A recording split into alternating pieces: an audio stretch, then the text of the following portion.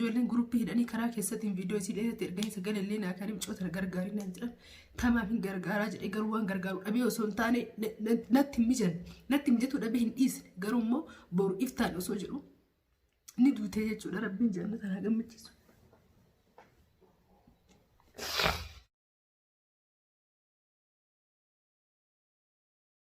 هندوته تاتي حكيمين كي تاتي واقع وقوتو تفيد إيه وشيء سندي بدينا تطلعي مالي الجنة أسوأ بيلا ما قولوا أسوأ برو إفتانلو والله وان دوتنسي والله وان هنقلت كون أنو من بديك يرت إسين دوتي تكتي نتي أجامية شو لقالوا إسين نبيت أنا إسين بيكو ما تنسي كوكويل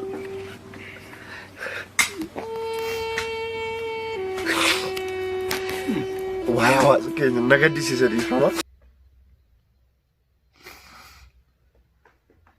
السلام عليكم ورحمة الله وبركاته كما جمتو تبجالة تنتو تكينيا كم نقافيا كيس نجرتني نقاكوش الحمد لله مزلقين ربي قدام كجرتن تسولي الهاجراتو سني غاباي أتو رمضان اللي كان لي كانوا راكعي بلا مربينا قولوا ساعات انتو ساعات يفتراتي أكم أفتروا في قطايتي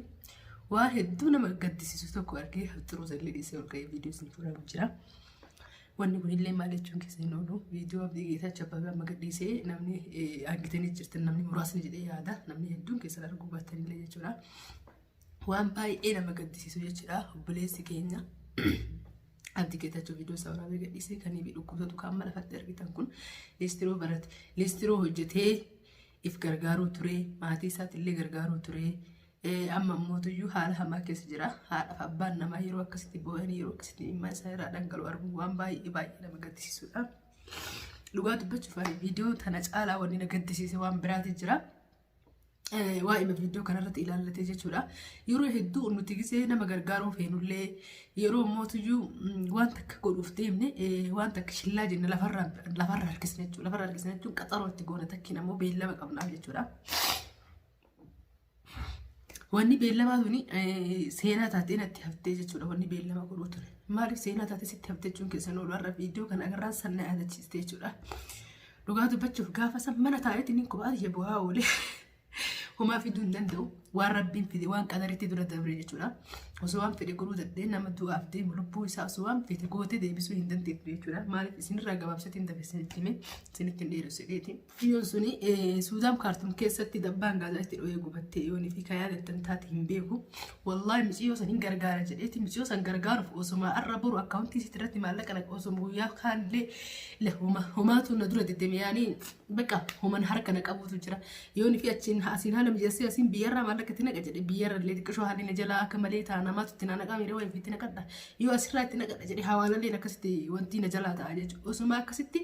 miciyoo san arra boru iftaan ifiitti naquuf maallaqa isiitti naquu deemu qopheessa jira maallaqa guddaa osoo hin taane maallaquma xiqqishoo yaanii namni gargaarsa namarraa barbaadu maallaqa guddaati bakka takka kenna ixaafa osoo hin taane harkuma keessa buufachuudha fayyaan arra rabbiirraa dhuftee ittiin isa qabdi tun arra na qabdi fayyaan arra rabbiirraa dhuftee isii qabdi tun boruu na qabdi waan jedhuuf harka keessa buufachuudha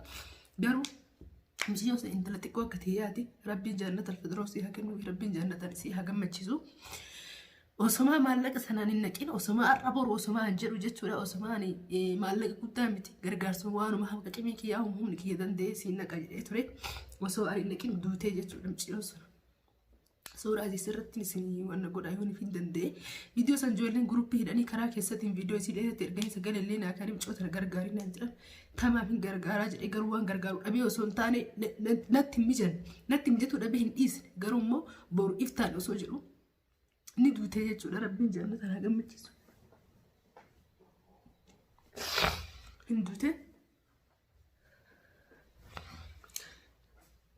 hinduute jechuudha miciyoo suni wal beenee osoo hin taane obboleetti matiita guyyaa akiraati ijoolleen ammootiyyuu warri viidiyoo sanatti erganii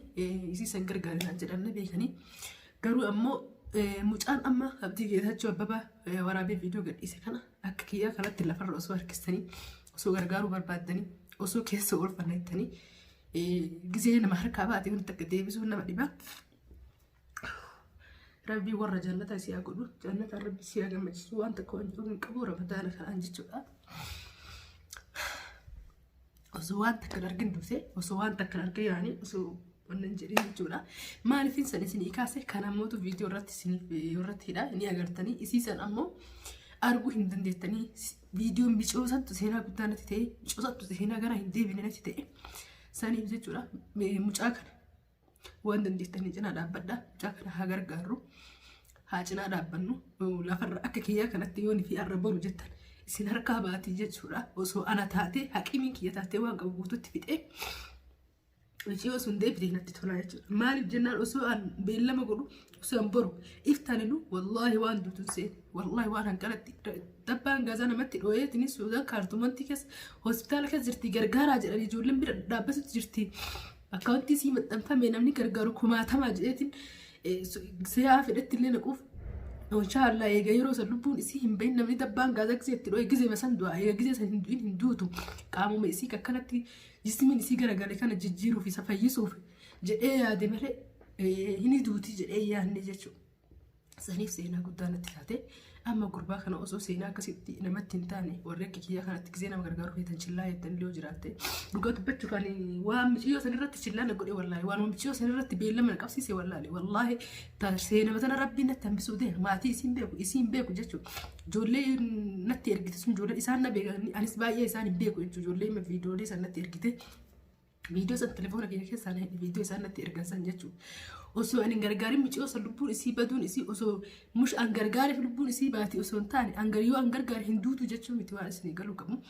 Yoo an gargaare yoo rabbiin qadaritti isii dabarsee rabbiin hin duutaa jedhee isii lallabe isiin dhima duuti osoo an gargaarellee osoo an gargaaruu baadhellee garuu maaliifin osoo lubbuun isii jirtu guyyaa san iman gargaarinii osoo lafarra harkisuu maaliif duuti akka waan annummaan badii kiyya irratti isiin duutee tokkotti natti dhagaamee jechuudha. Garuu isiin nan beektanis isiin beeku maatiin isiin duutee tokkotti natti dhagaamee jechuudha. Garuu isiin nan beektanis isiin beeku maatiin isiin irraa dhalattee eessaa hin beeku lammii Itoophiyaa ta'uu qofa beekaa jechuudha. Afaan Oromoo dubbatanii ijoolleen bira jirtullee afaan Amaaraa dubbatti jechuudha. Tabiidoo waraabdee natti ergite akkasitti gisee nama gargaaru deemu osoo lafarra harkisuu baannee dafneetiin nama kana gargaarsa waan isaa barbaachisu goone akkaawuntiin isaatiillee nunu asumarra jira jechuudha. Namni gargaaruu feetan mucaa kana gargaara akka sheenaa taatee nutti nafne tun sheenaa taatee natti naftu inshaallah. Kama michiyyoo sanii zattuun na dura abbattu itti irraanfachuu dadhabee jechuudha. Arraabtii keetaachuu isaa akkanatti bo'uu isaa akkanatti wanni jedhu agarraani. Ani gaafa sanaan nama anaa bo'uu namni na agarre waa dubbachuuf ijoollee wajjin jiran asitti kaa warra asiin wajjin jiru warra hiriyoota kee warra waliin dalaynu warra diraamallee ta'e biraan kan adda waliin dalaynu warra waliin jiraattu warri yeroo hundaa hortotanii beekanii. Kadee guutuu akka waan gisee na gartee haatu na keessaa baasu tokkotti barmichoo san osoo gargaaruuf deemu duutee akka waan an gargaaruu dhabu keessaniif siin duutee tokko na dhagaame maaliif jenna michiyoon tuni qaxalee ganaa umrii isii awwaalaatirra jirti. Ganaa osoo homaata kan agarre maatii isiitillee gana mana gaanu galtee jedhaniitiin mana ta'anii isii eeggatu jiranii jechuudha. Isinillee ganaa waa meeqa eeggatti jechuudha gara fuula duraatiif. Rabbiin achumatti isii haa dabarsu warra jannata alfuduroosi rabbiin isii haa godhu. Har'a viidiyoo bareedduu qabadhee isiniif hin dhumne isin gaddisiisuu dandeetti. Warri dandeettan wanni viidiyoo kana isiniif waraabbiif maaliif? Yoo dandeettanii qarshima waa xiqqishollee taatu isii tana gargaartan jechuufi. Isa kana yoo gargaartan jechuufi mucaa kana jechuudha. Mucaa abdii waraabee gallakkise kana mucaan kun baay'ee miidhamaa jira. Haadhaaf abbaan isaatillee baay'ee waliin miidhamaa jira waan ta'eef kadabri silaa dabartee jirti. Seenaa taatee natti haftee isiin hin geenye dubbachuullee hin barbaanne irra viidiyoo tana agarraa hedduu saanumaan na dura dhufee jechuudha. Tama gaaf sanaan osoo gargaaree isiin lubbuu isii baate sanii. Isiin maan na dura dhufee akka waan balleessaa kiyyaa isiin duutee tokko na dhagaye maaliif hin gargaara jedhee hamileen onnee xiyya keessa itti jira osoo akkas jedhu biyyarraa naqaaf qoy maallaqa asirraa naqaaf akkaawuntiin kun kaamma maxxansuun kun dhiiru wayi namni viidiyoo isiitirra kaatee kabiraa jalaa maxxansa osumaa arra boru jedhu osoo hin dhiisallee jedhee hin naqu jedhee of amansiisee akkasii hin naqa jedhee of amansiisee lubbuu isii akkasiin harkaa ba'uusan hedduu natti ulfaate osoo an naqeefillee osoo waan fedhe gargaareellee isiin dhima baati jechuudha. Doolaar 100 akka doolaar 50 gargaares gargaaruu baadhes isiin yaani waan rabbiin qaxaree dabarsee jechuudha. Garuu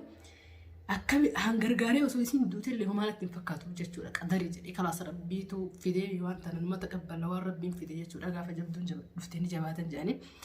akkasii garuu mootu seenaa taatee natti hafuunsi baay'ee tokko na gaddisiise. Anuma keessa ambaas ture akka obboleettii ta'u waliin dhaladhee dhabee xiqqootti natti dhagahamte.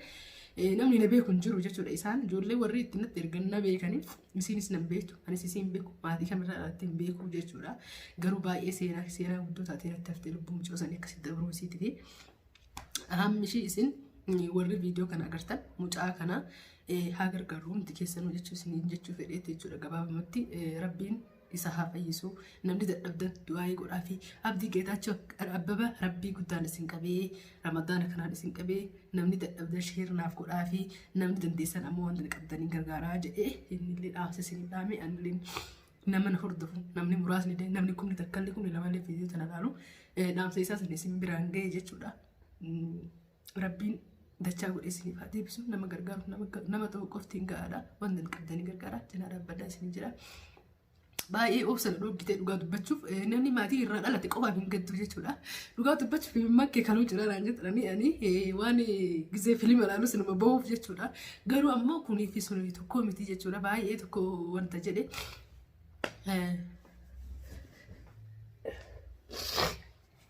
haadha isaa akkasitti boottu abbaa isaa akkasitti boogusee argu wallaahi dhugaa dubbachuuf qabu dadhabee akkuma haadha kiyya akkasii boottu abbaa kiyya akkasii bo'aniiti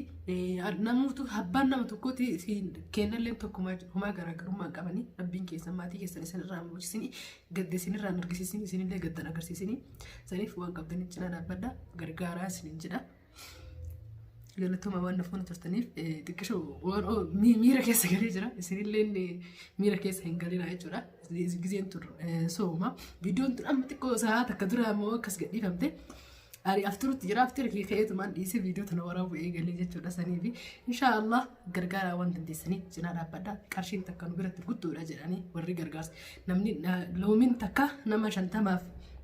miidhaginaa nama 50 ammoo nama tokkoof ba'aadha akkuma jedhan sanii jechuudha. Saniif rakkoota uummata keenya adda qoqqoodamnee haa gargaaru dhugaa dubbachuuf namni gargaara nama takka lamaa miti nama hedduutu jira namni gargaara hedduu jira jechuudha. Saniif nama hundaafuu akka dandeenye takkaan sagalee waliif taana. Ani yeroo hedduu waan akkana kana ol beellee dafee wannan jedhu garuu peejjima fayyuu waan adda addaati irratti gadhiisa har'a ammootuyyuu hedduu takka waan natti dhagahamee fi waan dhaggeeffataniif galatooma dhiifama naa godhaa yoon fi waan taane miira keessa isinis galche gurbaa kana ammootuyyuu gargaaruun irraanfatinaa isin jedha amaana rabbii guddaa isinitti haa taatu waan rabbii isinitti beekun qarshii 5 birrii Itoophiyaa birrii 5 gargaaruun waan guddaadha akkaawuntii kanarratti waan dandeettan irra galfadhaa akka kiyya seenaa isinitti hin ta'in isin jedha anis seenaa irratti hin taatu inshaallah gana sunuma keessaa bahuu diddee jechuudha waan qabu waan danda'e waan rabbiin naa laafisee hin gargaara inshaallah saniifuu hanga viidiyoo biraatti walitti deebinutti assalaamu alaikum warahmatullahi wabarakaatuh. Naaf galatooma naaf jira darabbi umrii isin haa dheeressu soomallee sooma isin irraa qeebalam ka keessa isin araaramu rabbi isin haa godhu naaf illee du'aa godha rabbiin si haa araaramu dilii ta'eemta rabbiin siif haa dhiisu naan jedha rabbiin kaatimaa nu haa tolchu umriillee nu haa dheeressu rabbiin galatiin nu haa tolchu inshaallah duuti waan hin oolle waan taateef dirqama fudhachuu qabna jaalannee illee jibbinillee jechuudha saniif rabbiin shahaadaa nama shahaadan addunyaarraa galuu fi nama umrii dheeratu rabbiin nu haa taasisu du'aa naa godha hundi keessanuu bakka jirtanii du'aa naa godha isin jedha galatooma nagaa.